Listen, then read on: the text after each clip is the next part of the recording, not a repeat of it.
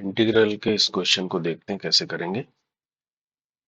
क्या दिया हुआ है, इंटीग्रेट करना है 0 to 1 e की पावर x है, x - 1 आपका न्यूमरेटर में है और डिनोमिनेटर में है, डिनोमिनेटर में क्या है, डिनोमिनेटर में है x+1 का dx। ये करना है ना। तो e की पावर x के साथ कुछ फंक्शन है x का, तो इसके लिए देखो, इस तरह की जब भी आपको मिलेगी आपको क्या स्ट्राइक करना चाहिए, एक स्टैंडर्ड फॉर्मूला है इंटीग्रेशन का। देखो, अगर dy dx ऑफ ex और साथ में कोई x का फंक्शन है, फंक्शन x है, तो इसको देखो, अगर इसका डेरिवेटिव क्या मिलता है, टू पार्ट्स में अगर इसको करेंगे तो ex सेकंड पार्ट का होगा फंक्शन डैश x होगा ना इसका, प्लस फंक्शन x, ex का ex ही होता है, ऐसा होगा। यानी इसका जो है डेरिवेटिव क्या निकलेगा, ex कॉमन ले लेंगे हम, तो function dash x plus function x, ऐसे मिलेगा। ये मिलेगा नहीं मिलेगा, तो इसका डेरिवेटिव हमारे पास ये मिला। तो डेरिवेटिव अगर ये मिल रहा है तो इसका इंटीग्रल क्या होना चाहिए, ये होना चाहिए, अपोजिट होगा ना एक दूसरे का।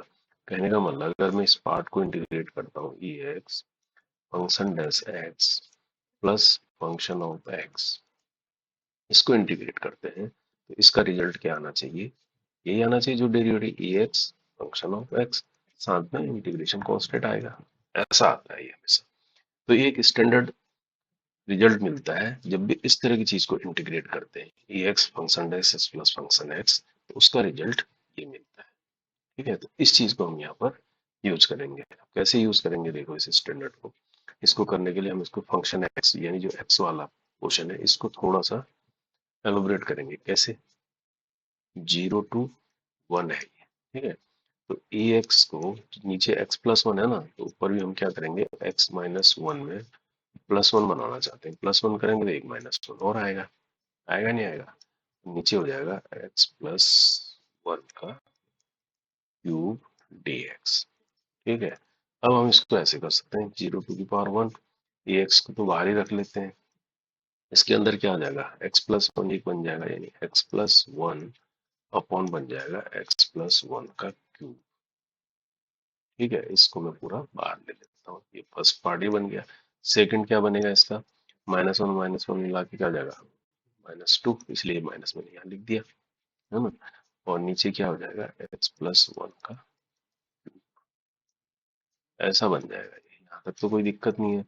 अब थोड़ा और आगे आ जाओ, 0 to 1, यहाँ पर देखो x+1 से ये वाला कैंसिल होगा एक पोर्शन, तो ये बचेगा ए एक्स, और साथ में क्या बचेगा, 1/x+1 का होल स्क्वायर हो जाएगा अभी, और -2/x+1 का क्यूब मिल जाएगा ये आपको dx।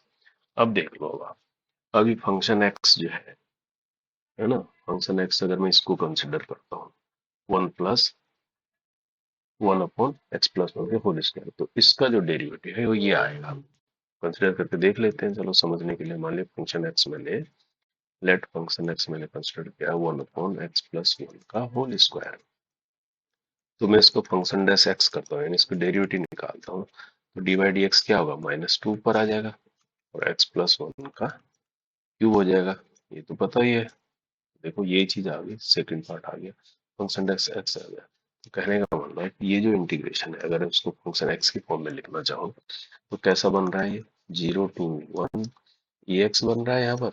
इस ब्रैकेट के अंदर पहले वाले पोर्शन को मैंने फंक्शन x बोला, तो ये जो दूसरा पोर्शन है माइनस के साथ, ये क्या बन जाएगा, प्लस के साथ फंक्शन डैश x बन रहा है, बन रहा नहीं बन रहा, तो ऐसा बन गया, है ना। यहाँ पर देखो, यहाँ पर dx भी है ना।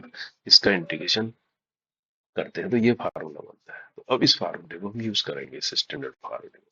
तो इसका रिजल्ट, इसका मतलब क्या आना चाहिए है, इसका अब साथ में क्या है, कांस्टेंट है, तो यहाँ पर क्या है, ये डेफिनेट इंटीग्रेशन है, 0 to 1 है, तो वहां पर कांस्टेंट की कोई वैल्यू नहीं होती है, ये आपको पता होगा, तो 0 हो जाता है। तो कहने वाला इसका आंसर सीधा क्या आ जाएगा, e की power x function of x, और लिमिट लग जाएगी सीधा 0 to 1, ये आंसर आएगा।